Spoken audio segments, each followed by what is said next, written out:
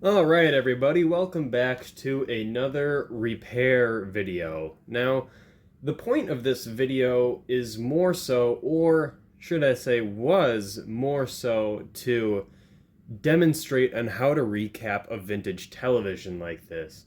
This one here is a 1987 KTV, which stood for Korean Television, KCT 1355. It was a pretty low end 13-inch color TV from 1987, and it worked. I wouldn't say that it was very healthy. The colors and this like different things like the saturation and stuff like the tint was off too. All that stuff was just way out of whack. And playing with these knobs on the bottom here didn't really do anything to help that problem. It was more so the electronics on the board going bad, specifically the capacitors. And so I went through this TV and I recapped. I have a pile of them here. What I believe is about, I don't know if they're all here or not, but it was 26 or 28 capacitors in total that I replaced. And it was a 40-minute long video, my initial video, the one that I made a post about before, or the day that I said that it was going to be posted.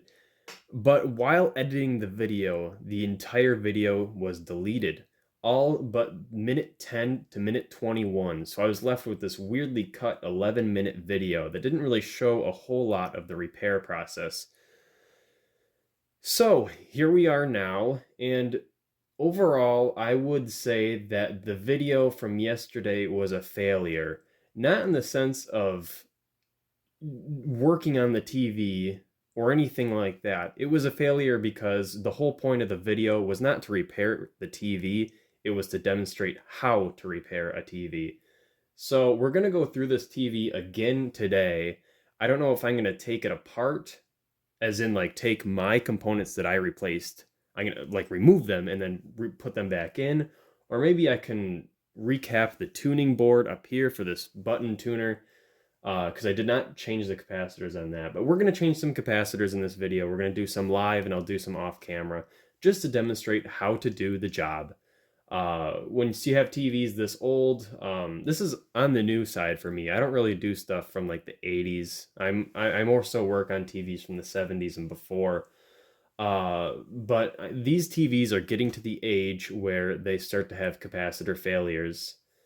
And there's a plethora of other videos doing this, but I just want to demonstrate my way on how I do this because I know that that way works and it's pretty efficient. And I mean, I'm not going to say it's the best way or it's the way that everyone should do it. It's just the way that I do it.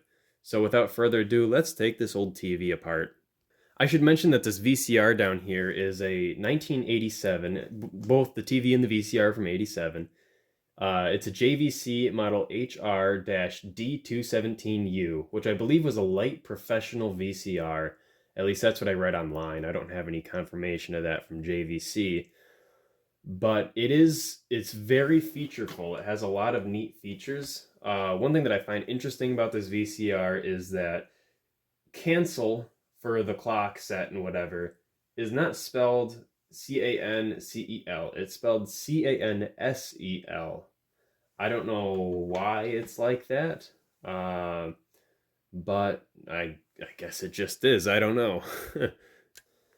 Coming around to the back of the TV, it displays that this antenna is just merely a prop. I just thought that antenna, little pair of rabbit ears, looked kind of cool on this TV. It kind of complements its boring, bland 80s boxy design. Beautifully bland. Uh, I look at both the TV and the VCR, and you can rewind the video if you want to, fact check that. But the design, generally speaking, on the front of both the TV and the VCR is a straight edge down, and then there's almost like a little flashing that comes out from the bottom.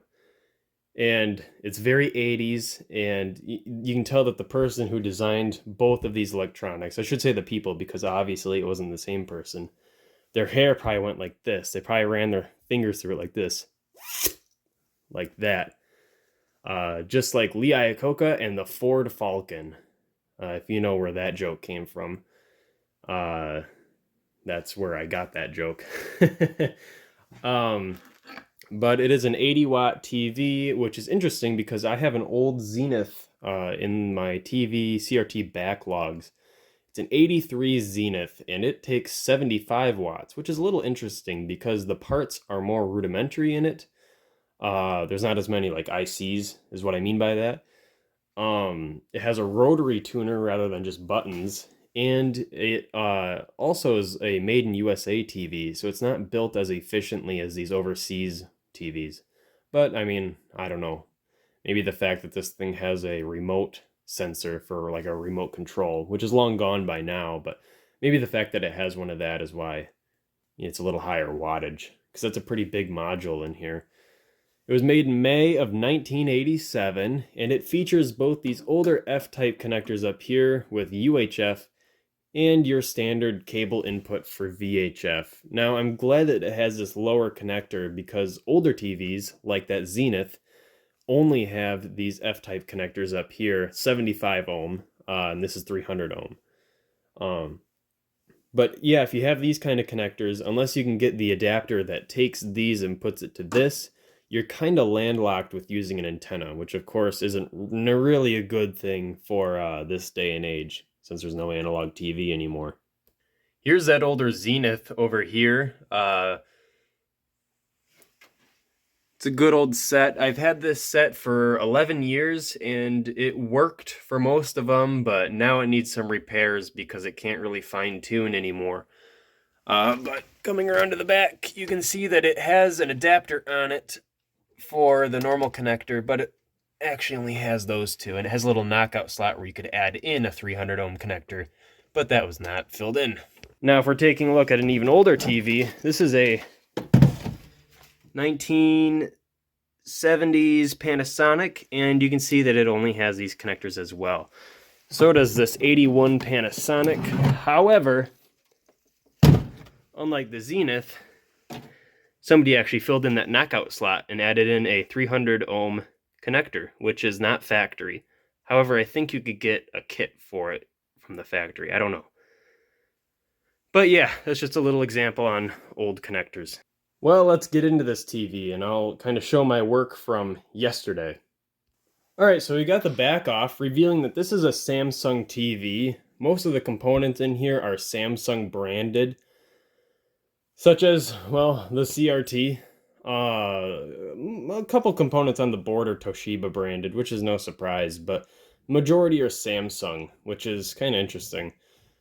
Anyways, we have our main board here. This is our flyback, our little antenna area, the back thing to the CRT, and that is our tuning board up there. And that's the board that I'm going to demonstrate, working on. Another thing that we're going to go in this and do in this video is redneck capacitor testing, which is the way that I do it. You bring something like this into a shop to test capacitors, and they'll use a expensive device like a capacitor wizard to test like the ESR ratings and stuff. Nope, that's not how we do it around here. The way that we do it around here is we take a junky little tuner that I got at a surplus store here in town for, I believe, $3. And from the speaker outputs, I have one side coming out of a clip lead, and the other side just going to the speaker. And on one side of the clip lead, we have the tuner, and on the other side of the clip lead, we have the speaker wire.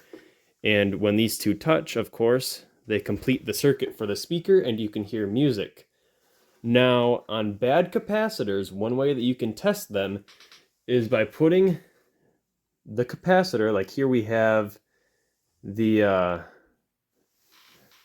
BTS capacitor, if you remember what one that's from. I think that came out of a 1959 GE. But this is a bad capacitor that I replaced out of a radio. And I'm going to turn the volume up with a completed circuit, which simulates a good capacitor. And then we're going to put this bad capacitor in the circuit, and we can listen to the difference in audio quality. So here we go. You'll be astonished at the cleanliness of the well-lit work areas, the great variety of job responsibilities, the fun team. I don't think cleanliness and well-lit work environment are two things you can really brag about in 2023, but whatever they say, you know. Anyways, we're going to put this capacitor in the circuit just like that, and then turn up the volume.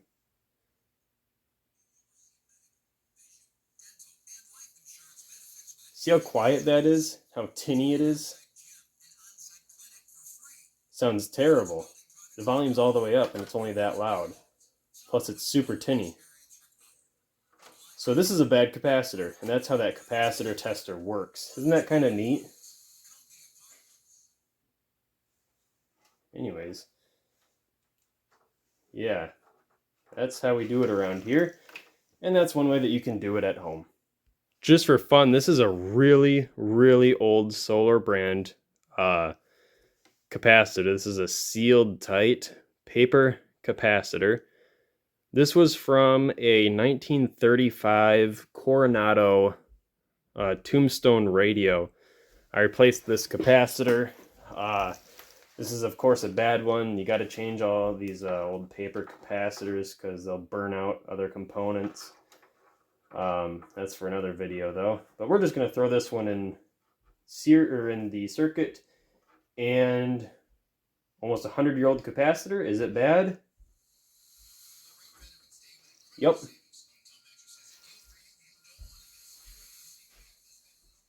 It's bad. So, yep, that's one way you can do this. I should add that you should be using a junky shop radio like this with outputs, because, you know, technically speaking, if a capacitor, like when I start testing here on the board, there might be moments where the capacitor is still a little charged, and if it sends electricity back up into the amp and it blows the audio output IC, it's no big deal on this tuner because these are cheap. I got this, like I said, at a surplus store for $3. If this thing blows apart, then it's only, you know, something that I can scrap and take a bunch of other capacitors out of to put in other things.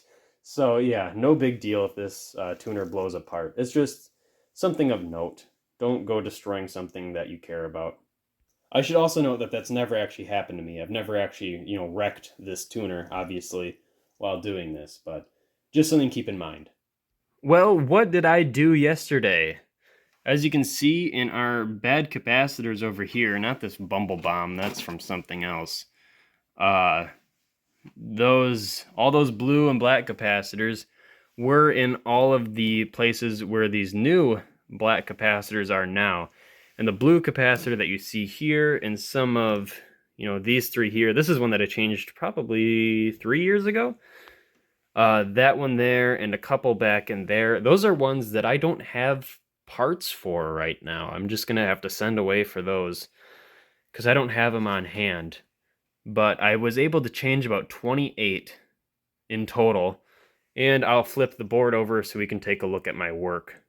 All right, the TV's on its side now, and when we see stuff like, see how it says C608? I changed all of those ones, and it looks like I did a pretty decent job. You can't really tell which ones were replaced, which is exactly what you want from this side of the board. One thing to note about this board, though, is that it looks like it gets hot sometimes. It's hard to tell on camera, but there's some areas on here that get kind of warm by the looks of it. And it's even more evident over here on that side of the board. Now, I'm going to test some of these capacitors in circuit, and then I'll change one live, just so then we can see how to do it. Before we do that, though, I want to mention that when changing capacitors on, like, let's just say a TV, make sure of your polarity. Like, see how this side has a plus on one side on C608? Make sure that the side with either the shorter leg or the white dash slash arrow slash little white mark, that is negative. Shorter leg or white dash. They should be the same side, obviously. But white dash is negative, which means that you want the blank side to be where the positive is. Now, if you mess up the polarity on something like this, you'll blow your capacitor apart. So it's really important that you remember polarity. If we're talking about an old radio like this, usually I order these yellow mica film capacitors, and those do not have a polarity. So it doesn't really matter which way you put those in. But on this newer stuff, just make sure of your polarity because it's pretty dire. Okay, so I'm going to test a capacitor here. Now, I already know that this one's bad just because it is. And so, and one thing that I always do is, let's see, so this is the tuner side, so if this side blows apart, it doesn't really matter. So I always just short out the capacitor just to drain it. And flip one side to here, one side to there. Let's take a listen.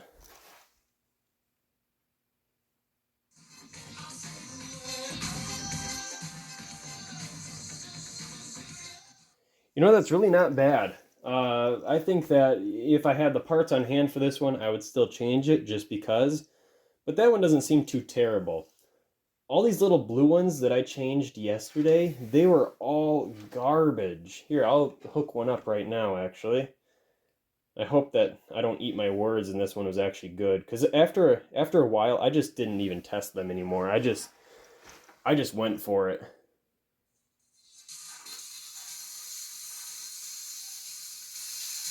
Yep. That one's terrible. Yeah, that's what all of these sounded like. Just really not good. But this TV is going to run way better now, even though it's not super different. Aside from a fix that I will show and talk about in a little bit, but it wasn't a huge change, but internally, like in the mechanics of the TV, oh my gosh, it's the difference of night and day. And this TV will last a lot longer now after those parts were replaced. I've got another one connected now. This is a Nichi Chemicon capacitor, and these are generally speaking a little bit better than the no-name brand ones, but let's see.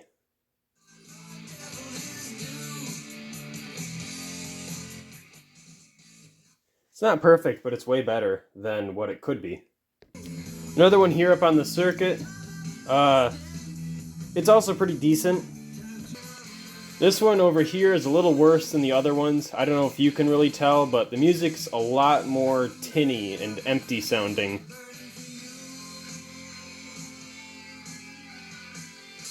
Ha! I found one that I missed. We'll change this one live. Just so then we can demonstrate, you know, how to change a capacitor live on screen. So I think we found our one. So here's what we're dealing with here. Look around to the side of it. See our value of 50 volts, 2.2 microfarads. That's that little, this one here is 33 microfarads. That's what that little symbol means right there, the U and the F, microfarads. And I see a decimal place on this one. So we have 2.2 microfarads. Looking through my pile of capacitors, find it. Here we have it, 2.2 microfarads at 50 volts. So yeah, and it really helps to have a lamp kind of as a backlight to this. One thing that's nice about these newer TVs is that the boards are usually labeled. Like we can see here that, let's see, we're in this section up here, and we are in kind of the deflection yoke area by the vertical output, kind of by the horizontal hold control too. So we know what section we're working on. Like over here we have sound, stuff like that. And it's also drawn on the board what we're working on, which in this case here is C317. And the top of the board has the same thing. We can see that the plus is up, so we're going to put the dashed line down. So then it's, you know, positive and negative correctly installed. All right, time for the live capacitor changing. Took me long enough, didn't it? Got my iron here. It's all warmed up, and I'm just gonna grab my solder from over there, so it's on hand.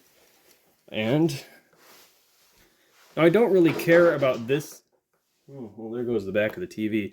I don't really care about this capacitor, so it's fine if we hold heat on it for a little while, but generally speaking, with your newer components, you should not hold heat on them for too long, because it will, well, wreck them, at least in my experience. So there we go. We got our old capacitor out. We know that the negative line is going down. Just to make sure, this is a 2.2 microfarad. So I'm going to grab our new part here. Right here. See how one leg is longer? That's positive. And I'm going to stick it through the hole on the other side of the board. Now, I ran into a block because of the way that the solder is kind of solidified, so I'm just going to curse my hand trimmers. There we go. Now we can stick the other leg through, and it should slide pretty easily now.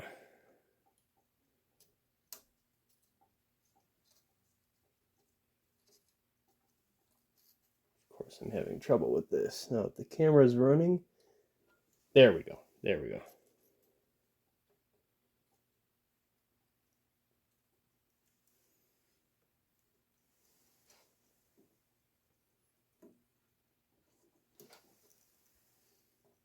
Oh, I see. Yeah, I also ran into a block of dried solder. That's what my trouble was. Funny how that happens.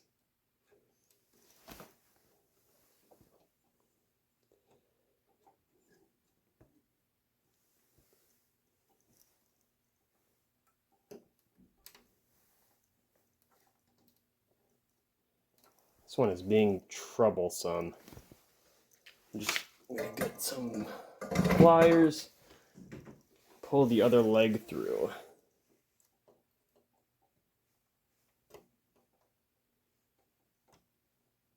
Simple as that. And then what we do is we bend the legs out. That's not mandatory. That's just so then the capacitor doesn't move around the board while you're soldering it. And then we spool out a little solder. Don't apply the solder to the iron. What you want to do is you want to heat up both the existing solder and the component, and then apply the solder to those. It's okay to tin the lead a little bit. Right there. And right there. Then what we do now, it's already pretty much cooled as is, but I wouldn't recommend going around and, touching it, but now I can touch it. Clip. And clip. Can't even tell it's been changed. Here's the view from the top side of the board.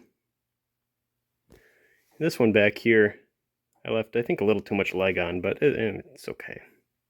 That's right, it's as simple as that. There is literally nothing to it.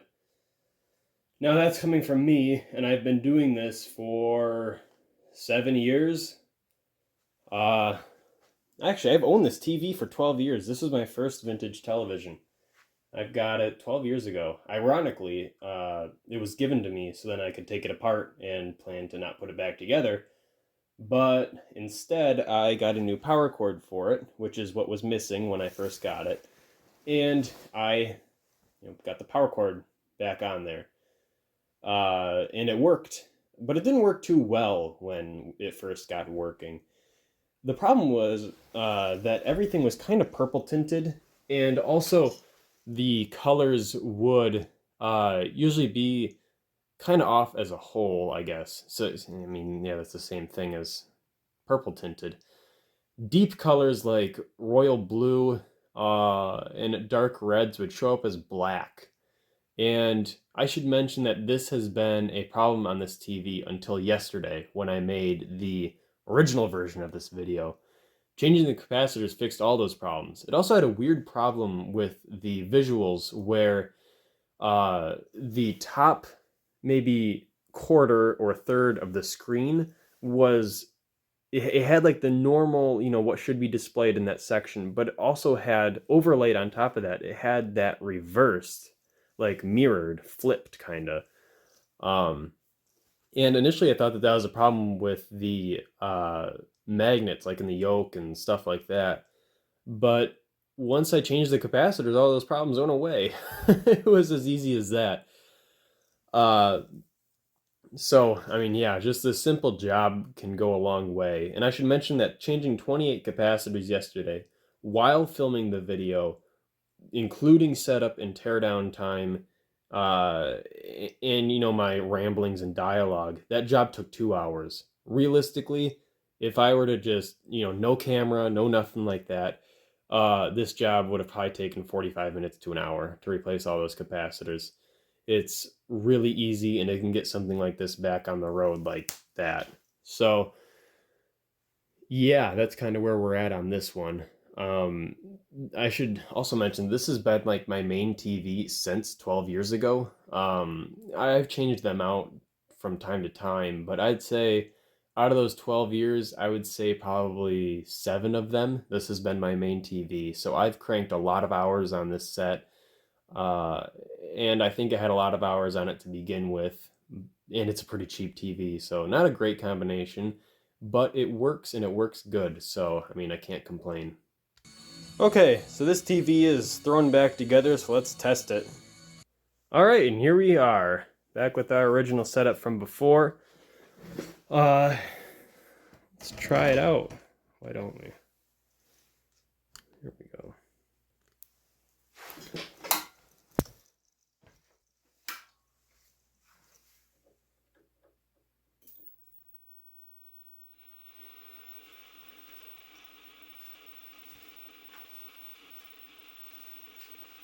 And she works. Would you look at that? Let's try out a tape. Alright, I got a tape.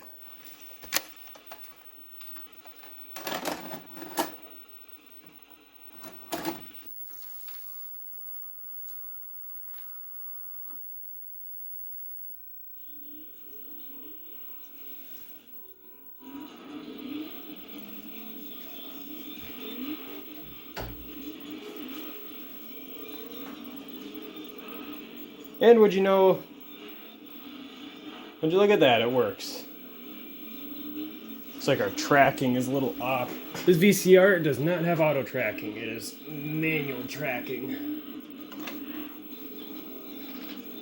So, yeah, of course this is shot at night, so that's why it looks kind of off. But, yeah, it works. Just for fun here. Middle School Choral Spring Concert, April 29th, 2013.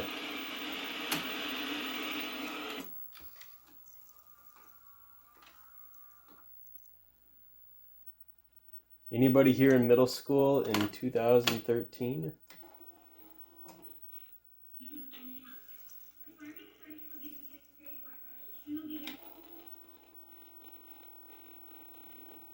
Entertainment.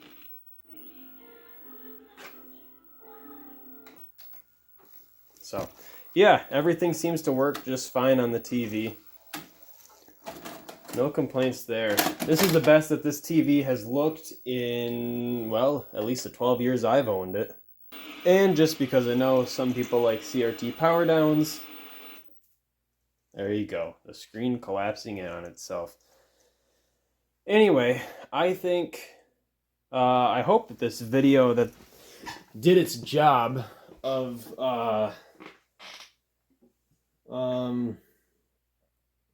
well, teaching the viewer how to replace capacitors on a TV. And yeah, I'm not gonna do the whole cheesy like and subscribe stuff. I will say go join my Discord server. We got 35-ish members over there, and it's pretty active. So yeah, I post a lot more. Well, I should say we, because I'd say it has reliably, a decent amount of people who are reliably posting around on there. So yeah, you get to see all kinds of cool stuff that other people have, other people work on, just whatever. And yeah, it's kind of a neat little community. Anyways, should probably wrap it up around here. This video, I guess overall, was a little more efficient than the one that got deleted because it's shorter. But anyways, yeah, thank you for watching, and I'll see you in the next one.